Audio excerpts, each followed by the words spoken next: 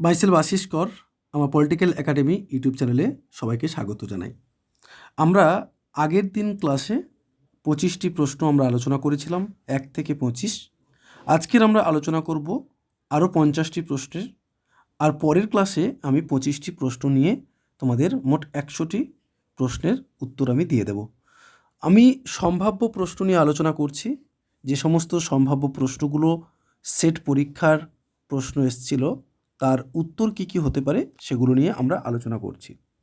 এখনও পর্যন্ত আমরা এই পলিটিক্যাল একাডেমি ইউটিউব চ্যানেলে যারা সাবস্ক্রাইব করনি অবশ্যই তাদেরকে বলবো চ্যানেলটিকে অবশ্যই সাবস্ক্রাইব করবে, কারণ আমাদের এই চ্যানেলে MA, BA, net, set, WBCS প্রভৃতি পলিটিক্যাল সায়েন্সের বিষয়গুলো নিয়ে আলোচনা করা হয়ে থাকে। আশা করি এই চ্যানেল থেকে উপকৃত হবে।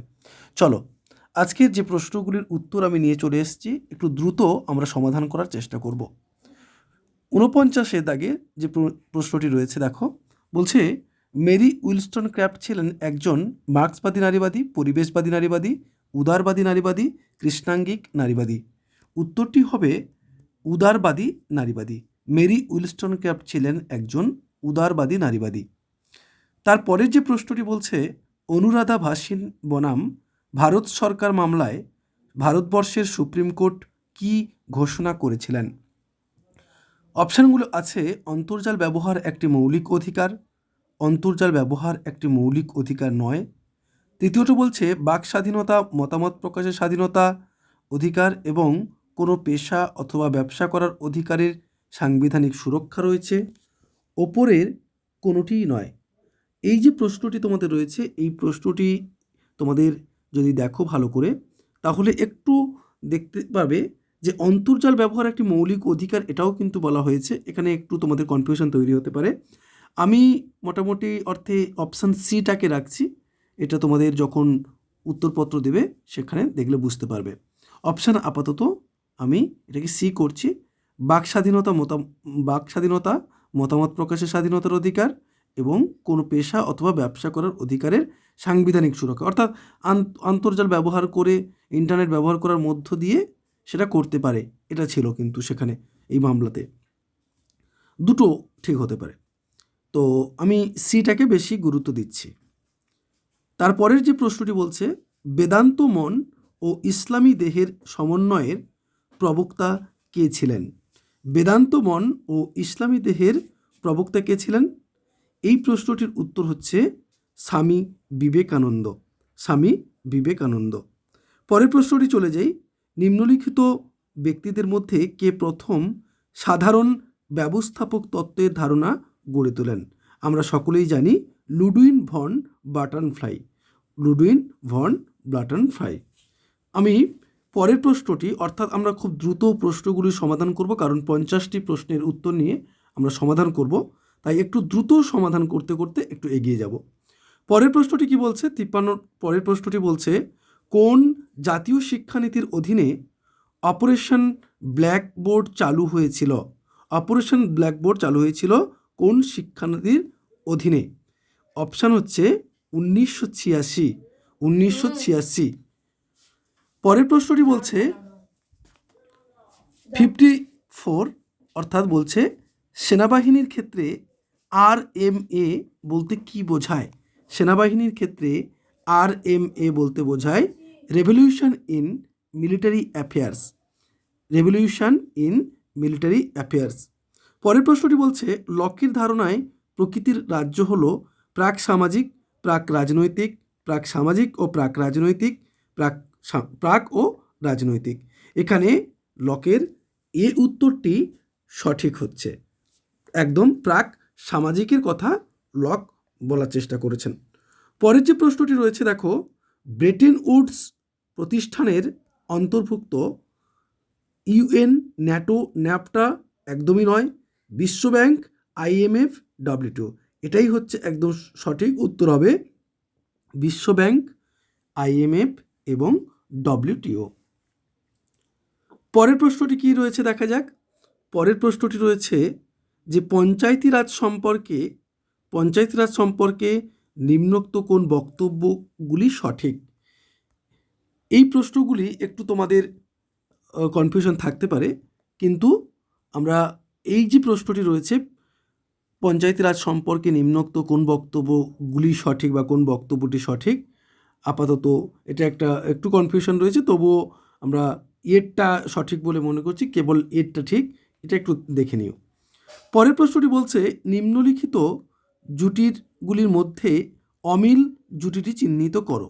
অমিল জুটিটি, এর উত্তর হচ্ছে সি, সিদ্ধার্থ শঙ্কর রায়ের সময় কৈলাসনাথ কার্য কিন্তু ছিল না। উত্তর হচ্ছে সি, একদম সঠিক উত্তর এর সি। পরের বলছে প্রতিনিধিত্বমূলক গণতন্ত্রের প্রথম প্রবক্তা কে?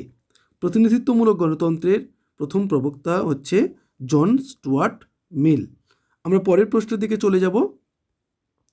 পরের প্রশ্ন বলছে ক্রিটিক অব দ্য গোথা প্রোগ্রাম কে লিখেছেন? ক্রিটিক অব দ্য গোথা প্রোগ্রাম এটি কে লিখেছেন? 60-এর যে প্রশ্নটি, সেই প্রশ্নটির সঠিক উত্তর হচ্ছে মার্কস। পরের যে প্রশ্নটি আমি তোমাদেরকে বলেছিলাম, আমাদের যারা ব্যাজে তোমরা পড়ছো, বিশেষ করে যারা সেটের জন্য পড়েছো, আমি সেখানে বলেছিলাম মার্কসের উপরে অবশ্যই বই আসবে, এবং আমরা 2 মাসের যে কোর্সটা দিয়েছিলাম সেখানে যে প্রশ্নগুলো বলেছিলাম, যে টপিকগুলো নিয়ে আমরা আলোচনা করেছিলাম, সেই প্রশ্নগুলোর উপরেই কিন্তু বহু প্রশ্ন এখান থেকে কমন এসেছে। পরের যে প্রশ্নটি রয়েছে নিম্নলিখিত ব্যক্তিদের মধ্যে কে বলেছিলেন যে ওয়েবারের আদর্শ আমলাতন্ত্র বিকাশশীল সমাজগুলির পক্ষে যথাযোগ্য নয়? তারপরে যে প্রশ্নটি বলছে Herbert Simon, Chester I Barnard, F W Riggs, Dwight Waldo. অবশ্যই ফ্রেড ডব্লিউ রিক্স। এটা একটা আমাদের নেটের রিপিট প্রশ্ন এখানে করেছে, প্রিভিয়াস ইয়ারের প্রশ্ন, এফ ডব্লিউ রিক্স। পরের প্রশ্নটি বলছে নিম্নলিখিত গ্রন্থগুলির মধ্যে কোনটি শ্রী অরবিন্দু লেখেননি? বলছে কোনটি অরবিন্দুর লেখা বই নয়, এটা কিন্তু একটু ভালো করে মাথায় রাখবে। এটা হবে যোগ, কনসেপ্ট অ্যান্ড প্র্যাকটিস। যোগ, কনসেপ্ট অ্যান্ড প্র্যাকটিস। 63 যে প্রশ্নটি রয়েছে, 63-র যে প্রশ্নটি বলছে এলিনর ওস্ট্রম প্রস্তাব করেন যে, এই প্রশ্নটি উত্তর আমরা আপাতত তোমাদের জন্য সি করছি। এই প্রশ্নটির উত্তর 63-র এই প্রশ্নটির উত্তর সি করা হচ্ছে। হ্যাঁ, তারপরে বলছে 64 প্রশ্ন উত্তর বলছে নিম্নলিখিত ভারতীয় সংবিধানের কোন ধারাটিতে সুপ্রিম কোর্টের প্রধান বিচারপতি ও অন্য বিচারপতিদের নিয়োগের কথা বলা আছে? নিয়োগের কথা বলা আছে, এটা কি হচ্ছে? এটা হচ্ছে 34-এর ডি, 64-র ডি, 216 নম্বর ধারাতে বলা রয়েছে। পরের প্রশ্নটি কি বলছে? পরের প্রশ্নটি বলছে যে অনুন্নয়নের উন্নয়ন, এই তত্ত্বটি প্রণয়ন কে করেছেন? এই তত্ত্বটি প্রণয়ন করেছেন আন্দ্রে গুন্ডার ফ্রাঙ্ক। 65-এর যে প্রশ্নটির উত্তর হচ্ছে ডি, আন্দ্রে গুন্ডার ফ্রাঙ্ক। 66-র প্রশ্নে যে এই যে প্রশ্নটি, এটি নিয়ে খুবই কনফিউশন রয়েছে আমাদের। সুশাসন, সুশাসন বলছে সব সরকার ভালো তা নিশ্চিত করা, ভালো সরকারের জন্য জনগণকে উন্নীত করবার UNCTAD এর প্রয়াস, অর্থনৈতিক নীতি ছদ্মবেশে রাজনৈতিক শর্তসাপেক্ষ, WTO দ্বারা গৃহীত বাণিজ্যিক নীতির অন্তর্ভুক্ত সামাজিক উন্নয়ন। আশা করি এই প্রশ্নটি নিয়ে আমাদের একটু কনফিউশন রয়েছে বিভিন্ন আমাদের অপশান নিয়ে। তো আপাতত যতক্ষণ না আমরা আমাদের সঠিক অ্যান্সার কি পাচ্ছি আমরা হাতে, এটা আমরা বলছি না, এটা তোমরা দেখে রাখবে। পরবর্তী প্রশ্নটি কি বলছে? পরবর্তী প্রশ্নটি বলছে দেখো 67-র বলছে নিচে দুটি বিবৃতি আছে, সেটা কি কি আমি বেশি আলোচনা করছি না, শুধু উত্তরগুলো বলে চলে যাচ্ছি। 67-র রাষ্ট্রপতি শাসিত শাসন ব্যবস্থা পূর্ণমেয়াদের এক স্থিতিশীল শাসনের মডেল উপস্থিত করে। পরেরটা বলছে যে ক্ষমতার কেন্দ্রীকরণ রাষ্ট্রপতি শাসিত শাসন ব্যবস্থা সহজাত। অপশান এ হচ্ছে সঠিক উত্তর। পরের প্রশ্নটি কি বলছে? পরের প্রশ্নটি বলছে প্রথম কোন দার্শনিক সংবিধানের শ্রেণীবিভাগের প্রস্তাব করেছিলেন? প্রথমে কোন দার্শনিক শ্রেণীবিভাগের প্রস্তাব করেছিলেন?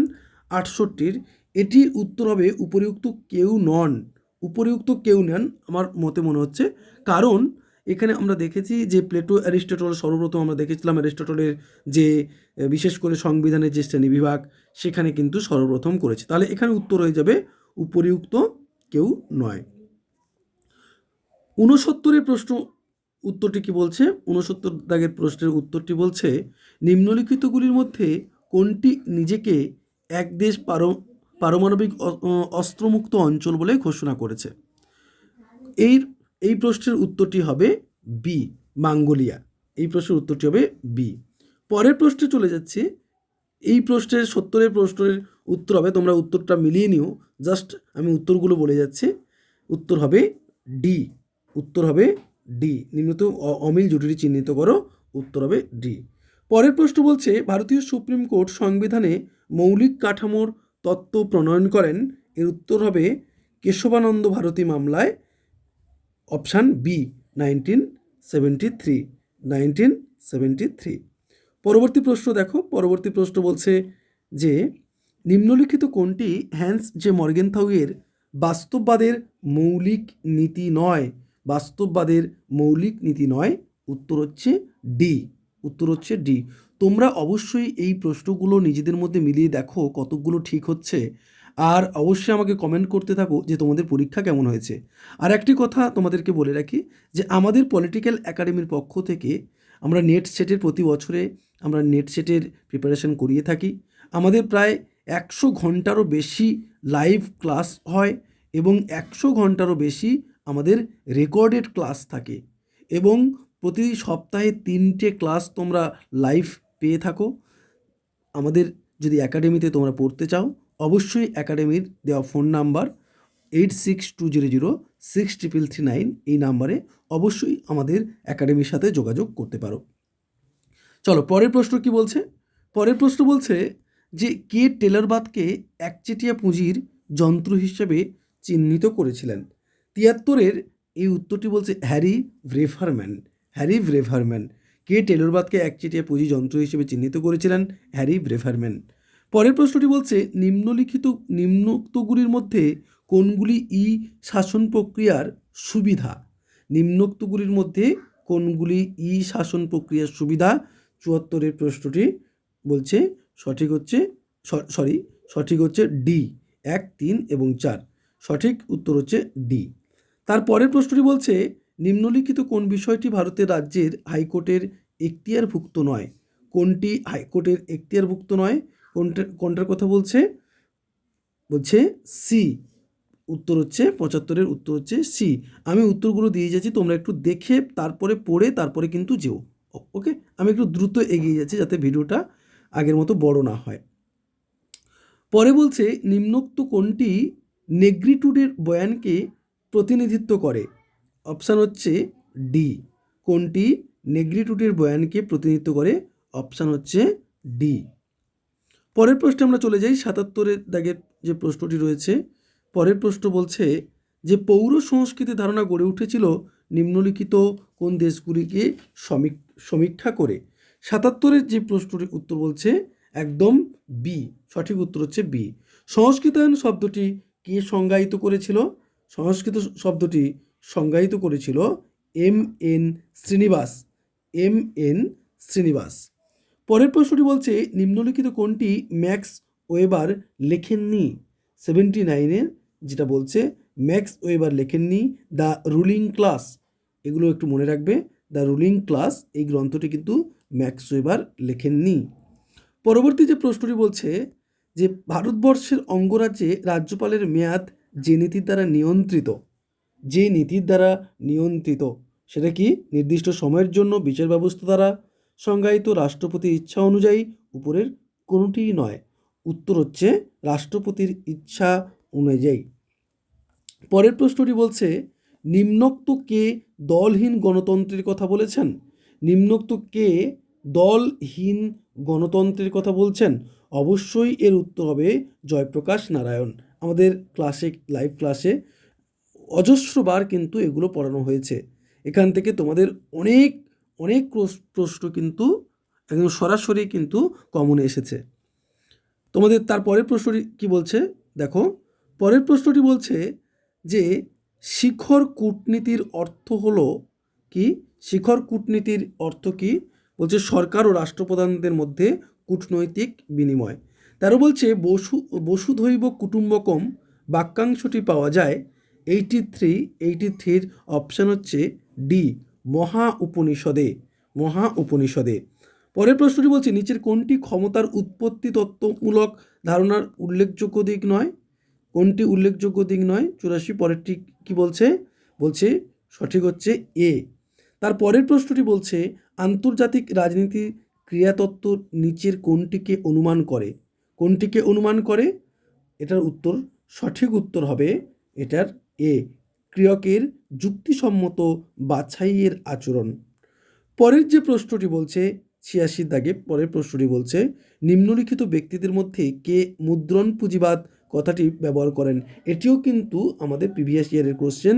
নিম্নলিখিত ব্যক্তিদের মধ্যে কে মুদ্রণ পুঁজিবাদ কথাটি ব্যবহার করেন? প্রিন্ট আমাদের ক্যাপিটালিজম, মুদ্রণ যে ক্যাপিটালিজম বা পুঁজিবাদ তার কথা কে বলেছেন?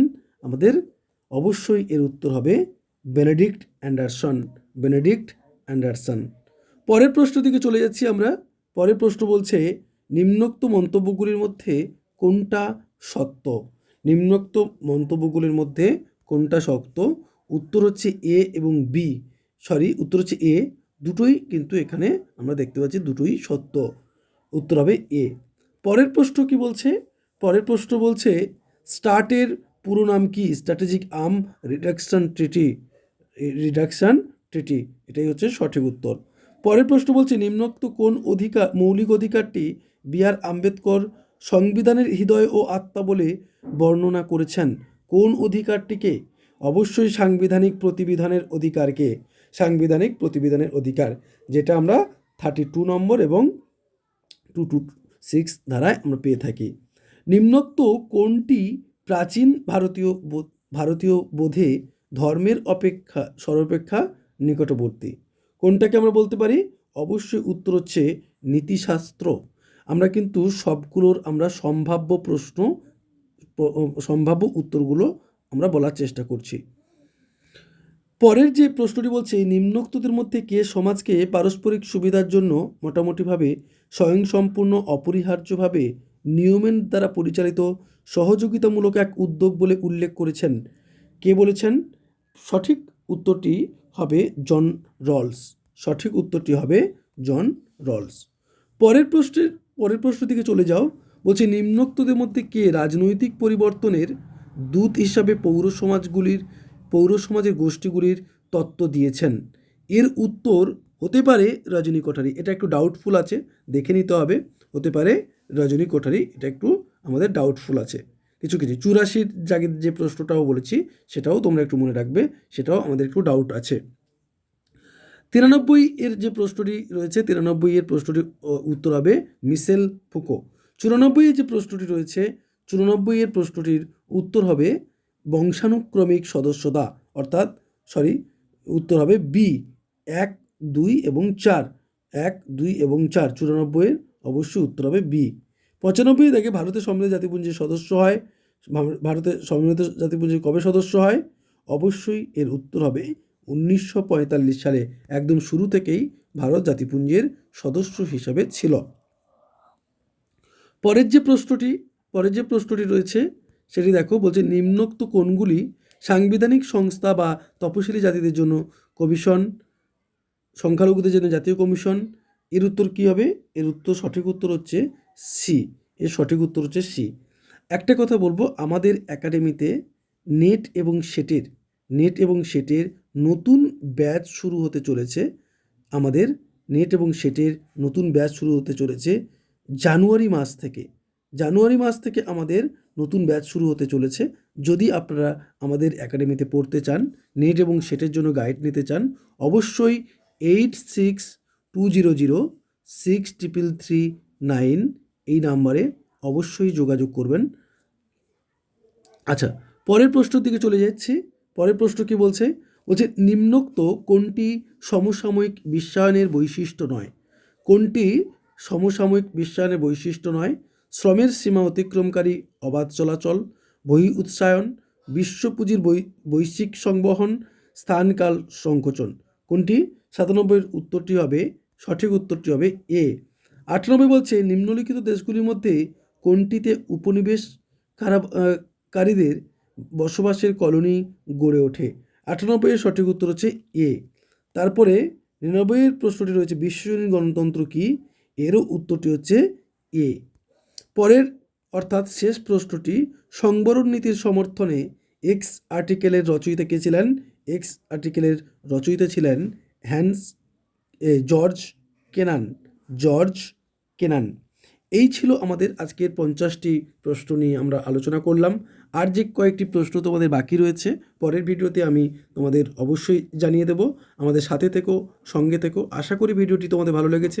যদি ভিডিওটি ভালো লেগে থাকে অবশ্যই ভিডিওটিকে শেয়ার করবে, একটু লাইক করবে এবং আমাদের এই একাডেমিতে যদি নেট সেট আপনারা পড়তে চান, আমাদের সাথে গাইড নিতে চান, অবশ্যই যোগাযোগ করবেন 8620063339 এই নম্বরে।